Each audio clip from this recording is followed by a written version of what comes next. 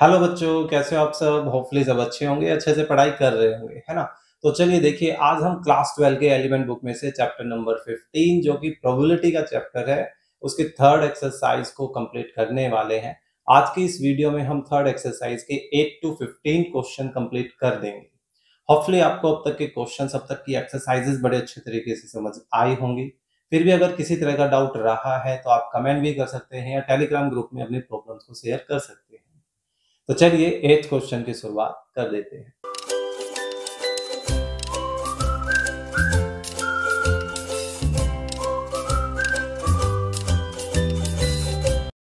Okay, question 8। चलिए देखिए क्या है। Two events A and B corresponding to a random experiment. कहने का मतलब है कि ये दोनों इवेंट किसी एक ही एक्सपेरिमेंट पर काम कर रहे हैं और दोनों के दोनों इंडिपेंडेंट हैं। सो हमें प्रूव करना है कि ए की कंडीशनल प्रोबेबिलिटी एक्चुअल में ए की प्रोबेबिलिटी के ही इक्वल होगी। तो सिंपल सा है इसका आंसर, छोटा सा आंसर रहेगा। एज वी नो, या हम यही लिख सकते हैं, वी नो दैट।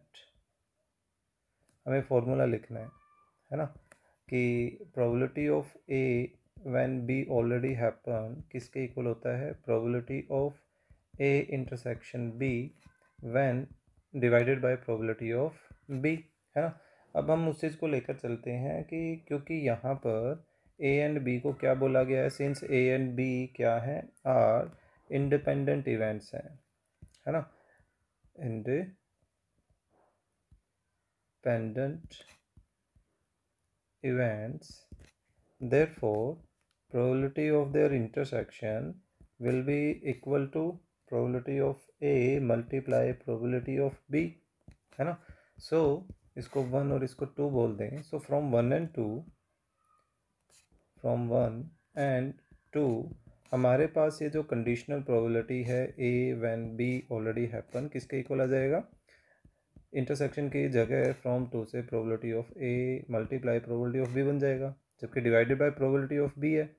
ये दोनों आपस में कैंसिल। सो आप नोटिस करोगे, देखो वही बच गया जो हमें ऑलरेडी चाहिए, है ना। देखिए यही तो हमें प्रूव करना था, राइट। तो ये था हमारा क्वेश्चन नंबर 8। आसान सा क्वेश्चन था।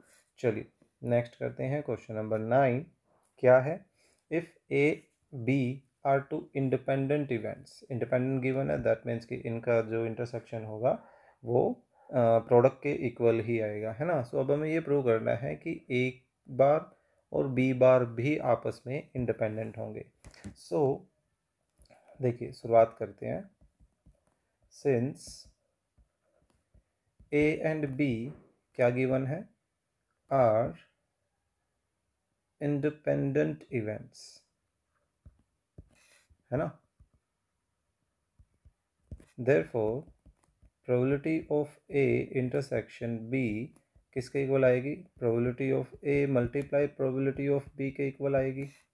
इसको 1 बोल देते हैं जब इसकी ज़रूरत होगी। तो देखिए नाउ अब हम इस चीज़ को लेकर चलते हैं कि probability of A bar and B बार के इंटरसेक्शन को लेकर चलते हैं। किसी तरीके से हम इसको क्या दिखा दें कि इन दोनों की जो प्रोबेबिलिटीज़ का प्रोडक्ट है वो इक्वल आ रहा है इसी के। तो ये प्रूव हो जाएगा कि ये दोनों भी आपस में क्या है? इंडिपेंडेंट है। सो देखिए इस तरह का काम हम ऑलरेडी कर चुके हैं, हालांकि वैल्यू सब्सटीट्यूशन के लिए किया था। तो अब देखिए इन दोनों का बार कंबाइन करना है, तो बार कंबाइन करेंगे तो ये इंटरसेक्शन किस में बदल जाएगा? यूनियन में बदल जाएगा। अब इस यूनियन को हटाने के लिए हम 1 minus probability of A union B लिख सकते हैं, है ना। अब यहाँ पर ए यूनियन बी का हम फॉर्मूला लगा लें। किसके इक्वल होगा? Probability of A plus probability of B minus probability of their intersection, है ना। जबकि हमारे पास ऑलरेडी प्रोबेबिलिटी ऑफ इंटरसेक्शन जो है वो किसके इक्वल लिखी जा सकती है? Probability of A multiply probability of B के इक्वल लिखी जा सकती है। कहाँ से आया ये? उसको लिख देते हैं फ्रॉम 1 से रेफरेंस आया है। अब हम ये ब्रैकेट ओपन कर देते हैं तो साइन जो है अंदर के सब चेंज हो जाएंगे, पॉजिटिव का नेगेटिव और नेगेटिव के पॉजिटिव हो जाएगा। क्लियर?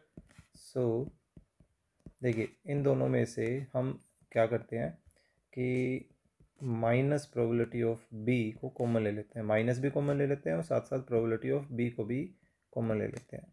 तो हमारे पास इसकी जगह तो क्या बचेगा, इसकी जगह तो 1 बचा, और यहाँ माइनस कॉमन ले लिया तो इधर क्या बच जाएगा, माइनस, प्लस में से माइनस कॉमन लोगे तो माइनस ही बचेगा, और इन दोनों में से ये चीज़ हम कॉमन ले चुके हैं, तो बचा क्या, सिर्फ probability of A.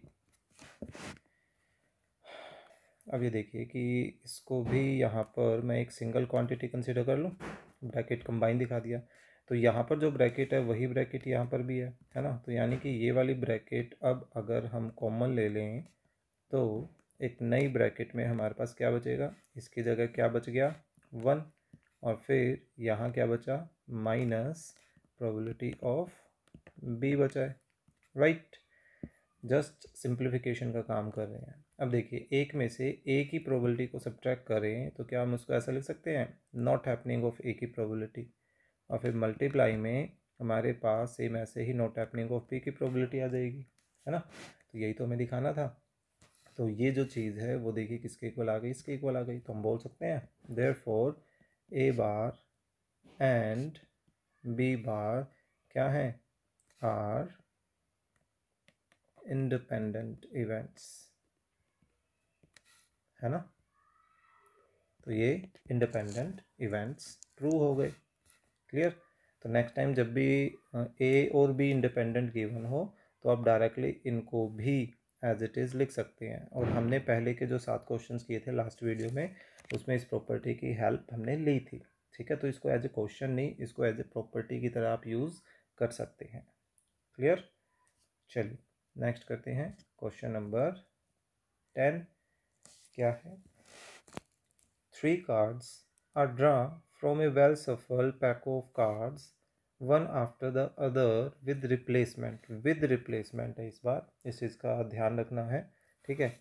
what is the probability that all the 3 cards are spade। so क्योंकि ये विद रिप्लेसमेंट है तो हम साफ बता सकते हैं यहाँ पर कि ये इंडिपेंडेंट इवेंट्स हो गए, है ना। तो चलिए शुरुआत करते हैं, देखते हैं। सो ए और बी के लिए हमें अलग अलग कंसीडर करनी पड़ेगी इवेंट्स जो हैं। सो यहाँ पर फर्स्ट पार्ट के लिए ही काम स्टार्ट करते हैं। देखिए, A B and C be the events, क्योंकि हमें तीनों में सेम कार्ड चाहिए, स्पेड चाहिए तीनों के तीनों, तो एक साथ ही बोल देते हैं, अलग अलग से 3 लाइन ख़राब करने की जरूरत नहीं है। Be the events of getting spade, है ना, इन फर्स्ट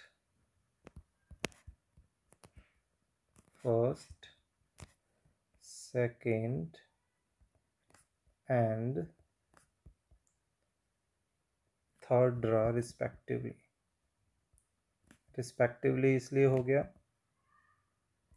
कि जो ए है वो फर्स्ट ड्रॉ में स्पेड आने के चांस को इवेंट कंसिडर कर रहा है, बी सेकेंड ड्रॉ में और सी थर्ड ड्रॉ में, clear. So for the first draw, in the first draw starting के क्वेश्चंस में भी हम ऐसे ही करते थे। The number of exhaustive cases कितने हो जाएंगे in the first draw, total cards भी बोल सकते हैं, है ना। There are 52 cards out of which spade कितने हैं वो बता दें, out of which 13 are spade, है ना। सो ए की प्रोबेबिलिटी कितनी हो जाएगी, ए की प्रोबेबिलिटी हो जाएगी 13/52, यानी कि इसको 1/4 लिख सकते हैं, है ना। अब since the cards are replaced,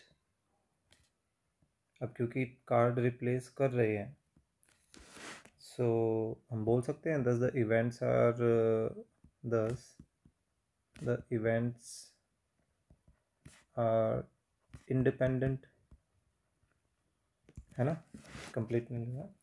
तो ये इंडिपेंडेंट हो गए। तो हम बोल सकते हैं कि इन द सेकेंड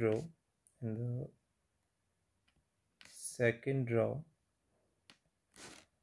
फिर से यहाँ पर there are 52 cards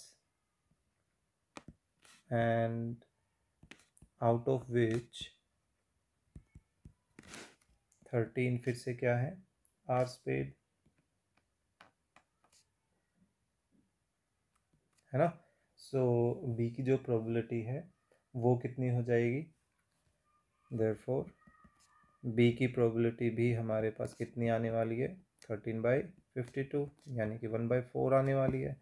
so third के लिए हम सिमिलरली में डाल दें। सिमिलरली हमारे पास सी की प्रोबेबिलिटी भी 13/52 ही आएगी, क्योंकि कार्ड जो वो रिप्लेस हो गए हैं, है ना। सो देयरफॉर रिक्वायर्ड प्रोबेबिलिटी क्या बनेगी, रिक्वायर्ड प्रोबेबिलिटी बनेगी इन तीनों की कंबाइंड प्रोबेबिलिटी। अब क्योंकि तो इंडिपेंडेंट हैं तो यहाँ पर ए की प्रोबेबिलिटी, बी की प्रोबेबिलिटी और सी की प्रोबेबिलिटी का जस्ट प्रोडक्ट करना है, यानी कि 1/4 मल्टीप्लाई 1/4 मल्टीप्लाई 1/4, यानी कि फाइनल प्रोबेबिलिटी 1/64 जो है वो फर्स्ट की आ गई है। क्लियर है। सो इसी तरीके से हमें इसका सेकंड भी करना है। सेकंड पार्ट में अब क्योंकि यहाँ पर क्या बोला है कि फर्स्ट 2 कार्ड्स तो क्या है, क्वीन है, और थर्ड कार्ड हमें ब्लैक एस चाहिए। तो यहाँ पर अब इवेंट्स जो हैं वो अलग अलग कंसीडर कर लेते हैं। ठीक है, let A be the event that first draw card is queen, है ना, and B be the event that second draw card वो भी क्वीन चाहिए, है ना, and C the event that third draw card is black ace, ये हमें black S चाहिए। और फिर से इस चीज़ का आपको ध्यान रखना है कि यहाँ पर हम रिप्लेस कर रहे हैं कार्ड्स को, तो हम डायरेक्टली अब उस चीज़ को लिख देते हैं ताकि हमें बार बार वो चीज़ें ना लिखनी पड़े। देखिए, सिंस कार्ड्स आर रिप्लेस्ड दस द इवेंट्स क्या हैं, दस द इवेंट्स आर इंडिपेंडेंट, है ना। तो यहाँ पर ए की प्रोबेबिलिटी कितनी हो जाएगी, देखिए क्वीन कितनी होती है, 4 होती हैं, है ना। सो उसकी प्रोबेबिलिटी कितनी हो गई, 4/52 यानी कि 1/13। एंड बी की प्रोबेबिलिटी कितनी हो जाएगी, फिर से हमें क्वीन चाहिए, कार्ड तो रिप्लेस कर दिया था, यानी कि 4/52 यानी कि 1/13। एंड सी की प्रोबेबिलिटी कितनी होगी, सी की प्रोबेबिलिटी, अब देखिए ब्लैक एस कितने होते हैं, ब्लैक एस एक्चुअल में 2 होते हैं और टोटल 52 में से ही आएंगे क्योंकि कार्ड तो रिप्लेस कर दिया गया था। देयरफॉर यहाँ पर रिक्वायर्ड प्रोबेबिलिटी हमारी क्या बनने वाली है, probability of A B C की, यानी कि कंबाइंड प्रोबेबिलिटी, जो कि probability of A multiply probability of B multiply probability of C के इक्वल है। और ये कितनी आ रही है, 1/13 मल्टीप्लाई 1/13 मल्टीप्लाई 1/13। क्लियर।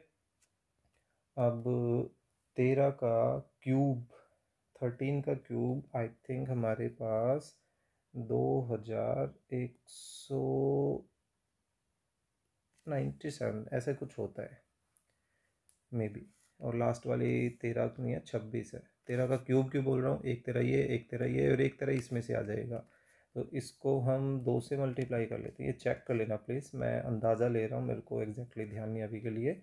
सो ये देखिए, इसका स्क्वायर करें तो, स्क्वायर नहीं, 2 से मल्टीप्लाई करना है हमें, 4 18 और 1 19, 2 और 1 3 और ये 4।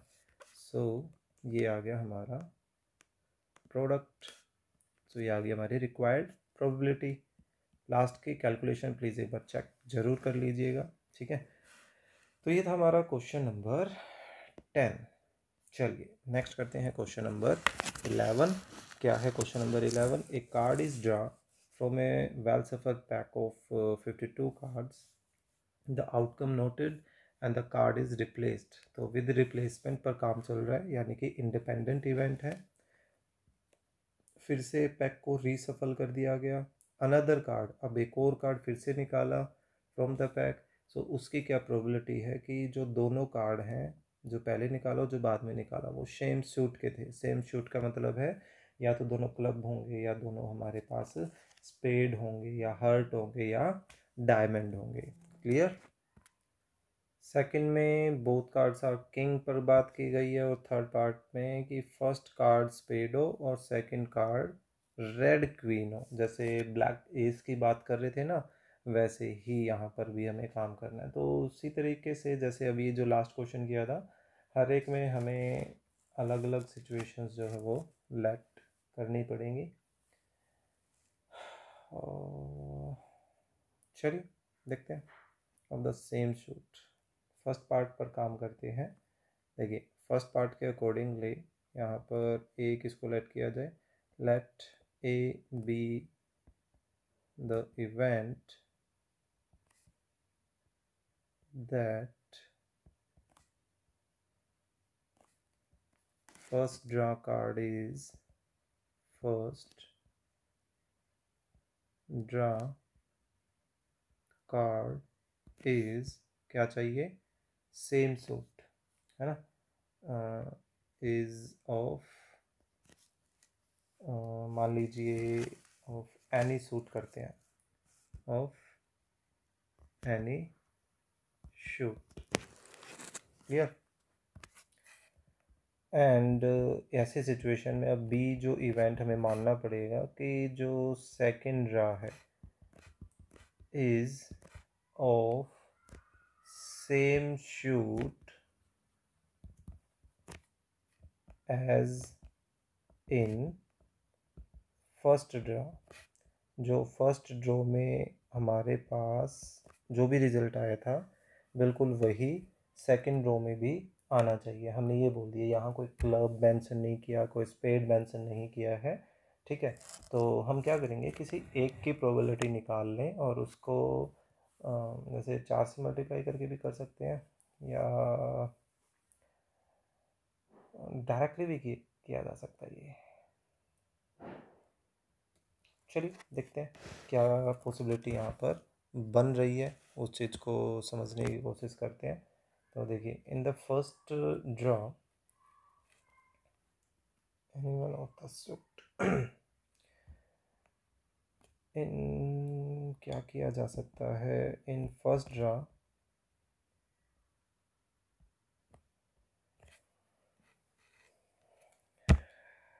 शुरुआत कैसे की जाए?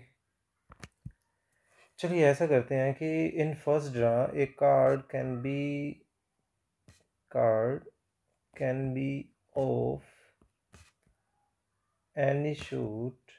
अब वो क्योंकि किसी भी शूट का हो सकता है, यानी कि वो 52 में से कोई भी एक पत्ता हो सकता है, तो सीधी सी बात है ऐसे सिचुएशन में जो एक ही प्रोबेबिलिटी होगी वो तो सर्टेन हो जाएगी कि 52 में से कुछ भी आ जाए, कोई दिक्कत ही नहीं है ना? और टोटल कितने हैं? 52 ही है, तो हमारे पास एक ही प्रोबेबिलिटी तो गारंटेड 1 आनी ही आनी है।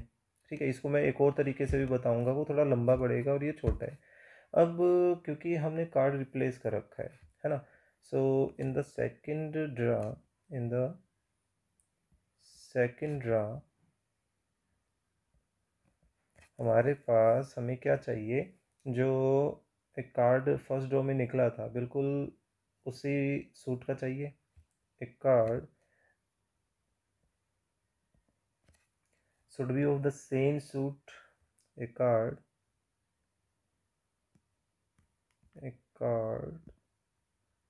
should be of same suit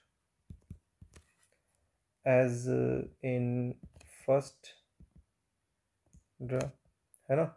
तो अब ये देखिए कि मान लीजिए फर्स्ट में हमारे पास क्लब आया है, तो सेकंड में भी वो क्या चाहता है? वो क्लब ही आए। और क्लब कितने में से आएगा? 13 में से आएगा, और टोटल कितने हैं? 52 है ना? या फर्स्ट कार्ड में अगर हमारे पास स्पेड आ जाता है, तो सेकंड भी स्पेड चाहिए और स्पेड भी 13 ही होते हैं। या फर्स्ट अगर हर्ट में से आ जाता है तो सेकंड भी हमें हर्ट में से चाहिए और हर्ट फिर से 13 होते हैं, है ना। या डायमंड में से आया फर्स्ट कार्ड तो सेकंड भी हमें डायमंड में से चाहिए और डायमंड भी 13 ही होते हैं, है ना। यानी कि हर एक सिचुएशन में फर्स्ट कार्ड कुछ भी आया हो, सेकंड कार्ड हमें 13 में से ही चाहिए। सो 13/4 52 यानी कि 1/4 हमारे पास ये बन रही है। यानी कि बी की जो प्रोबेबिलिटी आ रही है वो कितनी आ रही है, 1/4। तो यहाँ से हमारी जो रिक्वायर्ड प्रोबेबिलिटी बनेगी वो रिक्वायर्ड प्रोबेबिलिटी क्या आने वाली है, प्रोबेबिलिटी ऑफ ए बी की कंबाइंड प्रोबेबिलिटी, यानी कि ए मल्टीप्लाई बी की प्रोबेबिलिटी। और ए की प्रोबेबिलिटी 1 निकाली और बी की 1/4 है, तो दोनों का प्रोडक्ट करें तो 1/4। ठीक है, ये थोड़ा सा समझने में अटपटा लग सकता है लेकिन छोटा है कंपेरेटिवली। अभी जो मैं नेक्स्ट बताने वाला हूँ, देखिए उसको मैं डायरेक्टली बताने की कोशिश करूँगा, कंप्लीट एक्सप्लेन नहीं कर रहा। उसमें हमें स्टेप्स करने पड़ेंगे कि मान लेते हैं कि जो पहला कार्ड आया है वो किस में से आया है, क्लब में से आया है। ठीक है, तो कितने तरीके से आएगा, 13/52 वे में आएगा। तो जो दूसरा कार्ड है वो भी हमें किस में से चाहिए, दूसरा कार्ड भी हमें क्लब में से चाहिए, तो वो भी कितने तरीके से आएगा, 13/52 में से आएगा, है ना। क्यों, क्योंकि रिप्लेसमेंट चल रही है और इन दोनों की कंबाइंड प्रोबेबिलिटी के लिए वो मल्टीप्लाई करना पड़ेगा। लेकिन क्या ज़रूरी है वो क्लब ही हो पहला कार्ड, हो सकता है वो हमारा स्पेड हो, तो वो इतने तरीके से आएगा। तो दैट मीन्स कि दूसरा भी हमें स्पेड चाहिए तो वो इसके इतने तरीके हो जाएंगे। लेकिन हो सकता है वो क्लब और स्पेड ना हो के वो हर्ट हो, तो हर्ट 13/52 तरीके से आएगा पहला, तो दूसरा भी यही चाहिए हमें। तो या हो सकता है पहला डायमंड हो तो हमें दूसरा भी क्या चाहिए, डायमंड ही चाहिए, है ना। सो इन सबको कम्प्लीटली कैंसिल आउट करें तो यहाँ से भी 1/4 बच रहा है, ये भी 1/4 बच रहा है, ये भी 1/4, क्योंकि 13/52 को 4 पे कैंसिल कर देगा, है ना। सो ये देखिए, अब हमें क्या करना है, इनकी टोटल प्रोबेबिलिटी निकालनी है। तो उसके लिए हम इनको क्या करेंगे, कंबाइन कर लेंगे, क्योंकि ये सारे मिलकर हमारा काम पूरा कर रहे हैं। दैट मीन्स कि इनको ऐड करना है। सो अब इन सब का एलसीएम देखिए, एलसीएम कितना आ रहा है, एलसीएम आ रहा है 16।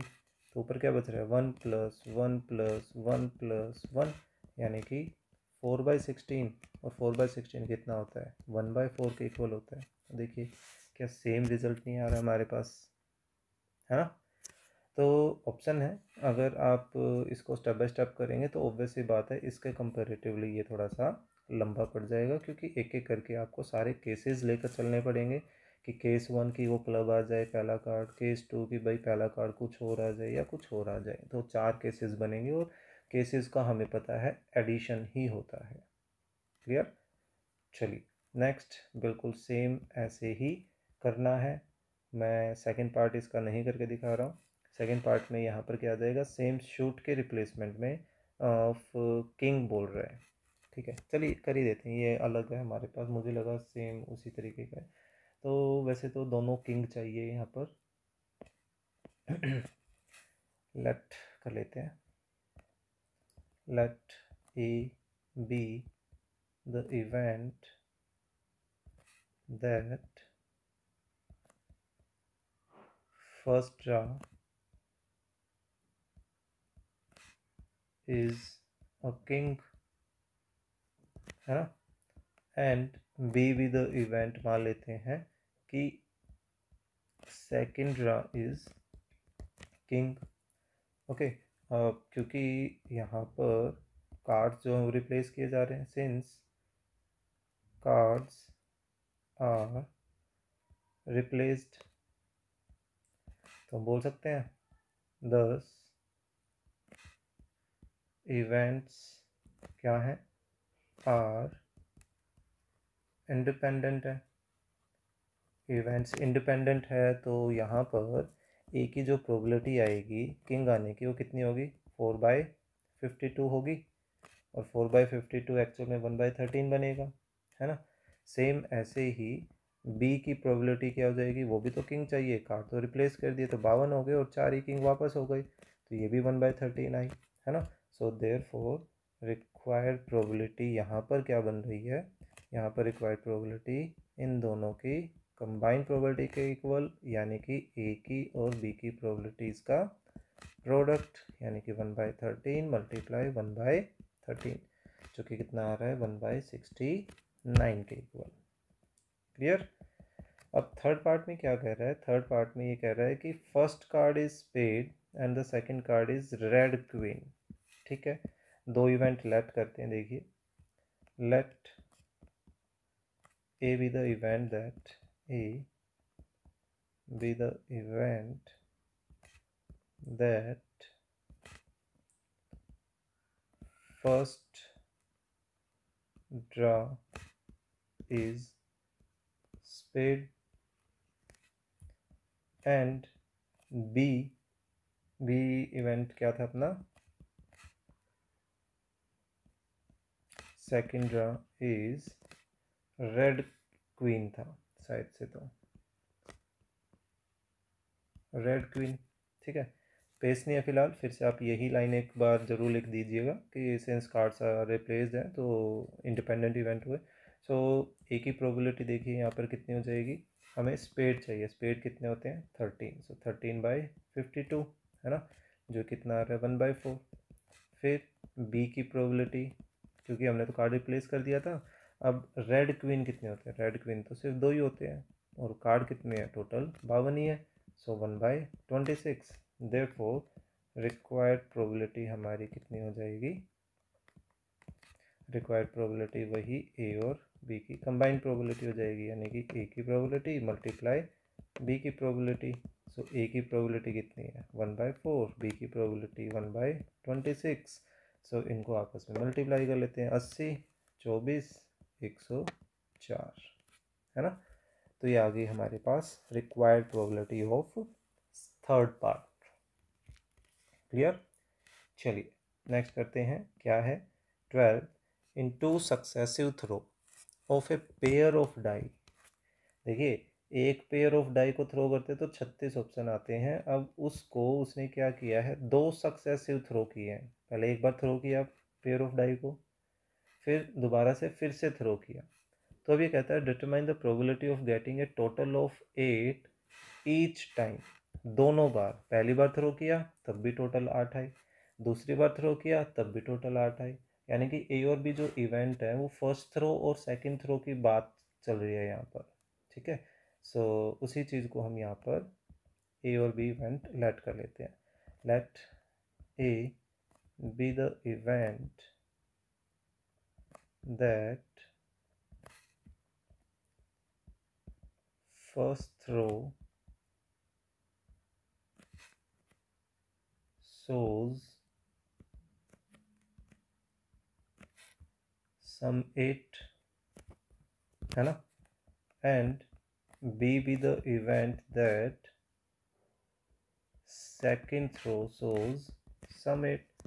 सेकंड पे भी हमें क्या चाहिए, 8 ही चाहिए है ना। सो अब क्योंकि जो इवेंट्स हैं वो कम्प्लीटली इंडिपेंडेंट है, क्योंकि देखिए हमने पहली बार एक पेयर को थ्रो किया, ठीक है, अब उन्हीं पेयर को डाइस के दोनों डाइस को उठाया फिर से, अब उनको फिर से डाला, तो क्या हमने जब दोबारा से उस पेयर को डाला तो फर्स्ट पेयर की वजह से कोई इफ़ेक्ट पड़ा, सेकंड थ्रो पर कोई इफ़ेक्ट नहीं पड़ा है ना।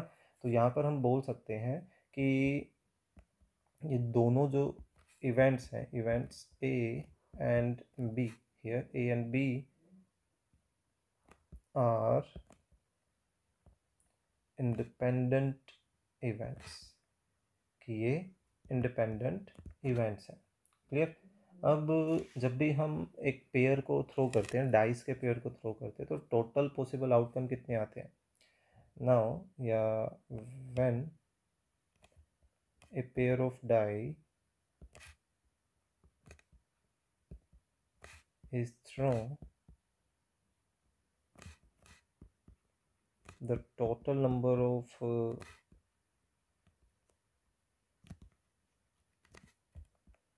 outcomes are कितने हो जाएंगे, 6 × 6 यानी कि 36 है ना। जबकि हमें तो ए इवेंट में क्या चाहिए, हमें तो ए इवेंट में सम 8 चाहिए। तो सम 8 कैसे आ सकता है, देखिए 2 6 या 6 2 आने से, या 5 3 या 3 5 आने से या 4 4 आने से, है ना। यही हमारा ए भी है, यही हमारा बी भी है, क्योंकि दोनों थ्रोज में हमें तो 8 सम चाहिए, है ना। सो हम बेसिकली बोल सकते हैं कि ए की प्रोबेबिलिटी और बी की प्रोबेबिलिटी दोनों सेम आएगी। और किसके इक्वल आएगी, कितने एलिमेंट, 1 2 3 4 5 एलिमेंट है, यानी कि 5/, किससे, 36 से, क्योंकि टोटल तो 36 होते हैं, है ना। तो हम बोल सकते हैं देयरफॉर हमारी जो रिक्वायर्ड प्रोबेबिलिटी बनने वाली है, जो कि इनकी कंबाइंड प्रोबेबिलिटी है ए एंड बी की, क्योंकि एक दूसरे पे डिपेंड तो कर ही नहीं रहे, तो ए की प्रोबेबिलिटी और बी की प्रोबेबिलिटी को हमें क्या करना है, सिर्फ मल्टीप्लाई करना है। सो 5/36 मल्टीप्लाई 5/36, है ना। सो 5 25 और 36 का स्क्वायर 1296 होता है, कि एक्चुअली ये बार बार यूज होता रहता है, इस वजह से ये ध्यान है। ये मत सोचना कि मुझे 36 तक के स्क्वेयर्स याद हैं, ठीक है, ऐसा कुछ नहीं है। तो ये हो गई हमारी रिक्वायर्ड प्रोबेबिलिटी। क्लियर। चलिए नेक्स्ट करते हैं। क्वेश्चन नंबर 13 क्या है, A can solve 90% of the problems given in the book. ठीक है, यानी कि ए के किसी क्वेश्चन को सोल्व करने के चांसेस कितने हैं, 90/100, क्योंकि परसेंटेज के साइन को हटाएंगे तो क्या बन जाएगा, बाय 100 बन जाएगा। एंड बी के सोल्व करने के चांसेस हैं 70%। So what is the probability that at least one of them will solve the problem, यानी कि प्रॉब्लम तो सोल्व हो रही है, selected at random from the book, कि बुक में से हमने रैंडमली कोई एक क्वेश्चन पिक किया, तो उनमें से किसी एक के सोल्व करने के चांस बताओ। तो देखिए, जब भी एटलीस्ट वन पे काम करना होता है तो आपको बता रखा है, आप क्या करें, मान के चलिए कि उनमें से कुछ भी नहीं हो रहा और उसको वन में से घटा दीजिए, तो ऑटोमेटिकली हमारे पास एटलीस्ट वन की आ जाएगी। तो एटलीस्ट वन के चक्कर में क्या दिक्कत होगी कि हमें ए की प्रोबेबिलिटी हो सकता है और बी ना करता हो, या ए ना करता हो लेकिन बी कर दे, या ए और बी दोनों कर दे। तो हमें ये 3 केसेस निकालने पड़ेंगे और फिर उनको आपस में ऐड करना पड़ेगा। तो उससे बेटर क्या है, हम ये मान के चलते हैं ए भी सोल्व नहीं कर रहा, बी भी सोल्व नहीं कर रहा, है ना, और फिर उसके हम क्या करेंगे, एक में से घटा देंगे। क्लियर, समझ रहे हैं। तो यहाँ पर ए और बी तो एक्चुअली कोई नाम है, तो इनके इवेंट्स को हम कुछ और नाम देंगे। लेट ई और एफ बोल देते हैं, let E be the event that A solves the problem. ये तो कोई पर्सन का नाम है, A solves the problem. Writing बहुत बेकार होती जा रही है। And F be the event that B solves the problem. Therefore अब हमें देखिए, ई के प्रॉब्लम सोल्व करने के चांसेस दे रखे 90%, यानी कि 90/100, यानी कि 9/10 बोल सकते हैं। एंड इसी तरह से बी के भी प्रॉब्लम सोल्व करने के चांस दे रखे हैं 70%, परसेंट का साइन हटाओगे बाय 100 आ गया, एक 10 कैंसिल कर सकते हैं, 7/10। सो अब हम बोल सकते हैं कि ई के नहीं होने के कितने चांस, यानी कि ए के सोल्व नहीं करने के चांस, तो 1 में से इसकी प्रोबेबिलिटी को घटा दे तो क्या बन गया, 1/10, यानी कि ए सोल्व नहीं कर पाएगा, उसके चांसेस इतने हैं, 90% है तो 10% सोल्व नहीं करने के चांस हुए ना, वैसे ही। सो एफ के नहीं होने के चांस का मतलब है कि बी क्वेश्चन को सोल्व नहीं कर पा रहा, तो एक में से ये 7/10 घटा दें तो कितना बचा, 3/10 के इक्वल ये बच गया, है ना। देयरफॉर अब हम यहाँ पर प्रोबेबिलिटी किसकी निकालेंगे, probability that problem is not solve. Therefore probability that the problem is not solve, तो वो किसके इक्वल होगी, ये होगी probability of E and F not happening के इक्वल, है ना। और अभी अभी हम इसको पढ़ के आए थे कि ये इंडिपेंडेंट होते हैं, तो इनको हम सेपरेट कर सकते हैं कि इनके अलग अलग के प्रोबेबिलिटीज़ का प्रोडक्ट, है ना। और ये हम कितने कितने निकाल चुके हैं, ई के नहीं होने के 1/10 चांस है, एफ के नहीं होने के 3/10 चांस है, तो दोनों के नहीं होने के 3/10 चांसेस है, सॉरी 100। हम बोल सकते हैं देयरफॉर रिक्वायर्ड प्रोबेबिलिटी हमारी किसके इक्वल आ जाएगी, ये आ जाएगी 1 minus probability of E bar and F bar, यानी कि 1 माइनस 3/100। सो हम बोल सकते हैं कि ये कितने आ गई 97/100 के इक्वल। सो इसको भी पॉइंटों में देना चाहते हैं उनकी तरह या परसेंटेज में देना चाहते हैं, वैसे परसेंटेज तो पूछी नहीं, प्रोबेबिलिटी पूछी है ना। सो आप ऐसे भी छोड़ सकते हैं, डेसिमल में देना है तो डेसिमल के लिए नीचे से 2 जीरोस हटा दीजिए। क्लियर। तो ये था हमारा क्वेश्चन नंबर 13। यस 14 करते हैं। Find the chance of throwing a 5 और 6 at least once in 4th throw of a single die. इस बार एक ही डाई को 4 बार थ्रो कर रहा है और ये कह रहा है कि 5 या 6 आए और कम से कम एक पर आए। फिर से वही लॉजिक कि कम से कम एक डाइस पर 5 या 6 आए, तो हम इसका उल्टा करेंगे कि किसी भी डाई पर 5 या 6 नहीं आ रहा है ना, क्योंकि कम से कम एक पर काम कर रहा है तो एक के भी चांसेस हमें काउंट करने पड़ेंगे, फिर 2 के भी, फिर 3 के भी और 4 के भी, और सारे केसेस को फिर बाद में जोड़ना पड़ेगा। काफ़ी लेंथी काम ये हो जाता है ना।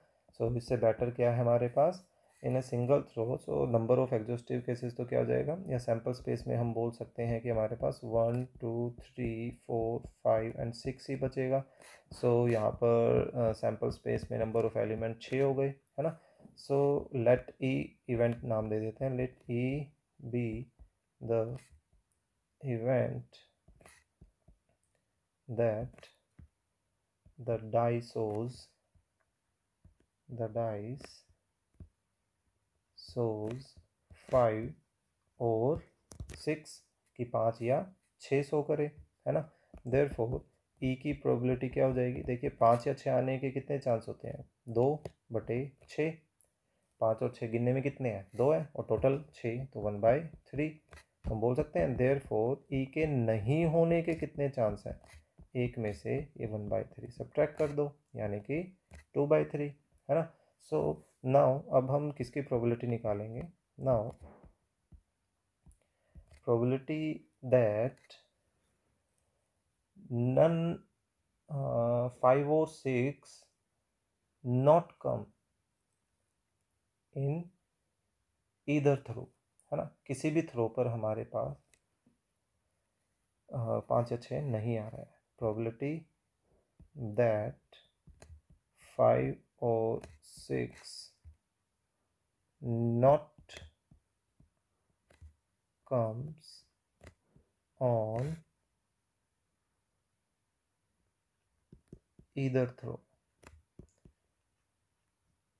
कि किसी भी थ्रो पर 5 या 6 नहीं आ रहा है। तो इसका क्या मतलब है, हमें पहले थ्रो पे भी नहीं चाहिए 5 या 6, दूसरे पे भी नहीं चाहिए, तीसरे पे भी नहीं चाहिए, चौथे पर भी नहीं चाहिए, है ना। और ये पढ़ के आए थे भी ये इंडिपेंडेंट ही होते हैं, क्योंकि सारे के सारे इवेंट्स यहाँ पर इंडिपेंडेंट हैं, तो इनको आपस में मल्टीप्लाई कर लें। सो ये देखिए, और इनकी प्रोबेबिलिटी हम निकाल चुके हैं, कितनी है, 2/3 मल्टीप्लाई 2/3 मल्टीप्लाई 2/3 मल्टीप्लाई 2/3, जो कि कितना आ रहा है 16/81 के इक्वल, है ना। तो ये तो किसकी प्रोबेबिलिटी है कि किसी पर भी 5 या 6 नहीं आ रहा है। तो देयरफॉर हमारी रिक्वायर्ड प्रोबेबिलिटी क्या हो जाएगी, बिल्कुल लास्ट क्वेश्चन की तरह ही है, एक में से इन 5 या 6 नहीं आने के चांसेस को हम क्या करें, घटा दें। तो 5 या 6 नहीं आने के चांसेस थे 16/81। सो इनका एलसीएम ले तो 81 में से 16 को सब्ट्रैक्ट करें तो ये 15 एंड 80 एंड 65 बन रहा है, 65/81, है ना। तो ये बन गई हमारी required probability of question number 14। ठीक है, चलिए नेक्स्ट करते हैं question number 15।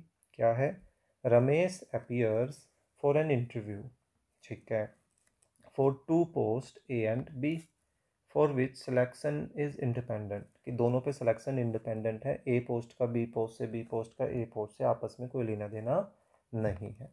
The probability of is selection for the post A post के लिए उसके सिलेक्शन की प्रोबेबिलिटी है 1/6 और बी पोस्ट के लिए उसकी चांसेस है 1/7। So find the probability that he is selected और वो भी at least one of the post के लिए, कि कम से कम एक पोस्ट के लिए वो सिलेक्ट हो गया। तो फिर से वही लॉजिक, हम मान के चलते हैं वो सिलेक्ट ही नहीं हुआ है, और क्या करेंगे लास्ट में उसको 1 में से सब्ट्रैक्ट कर देंगे, है ना। सो देखिए वही काम करते हैं, let E be the event that, कौन है, रमेश है, रमेश इज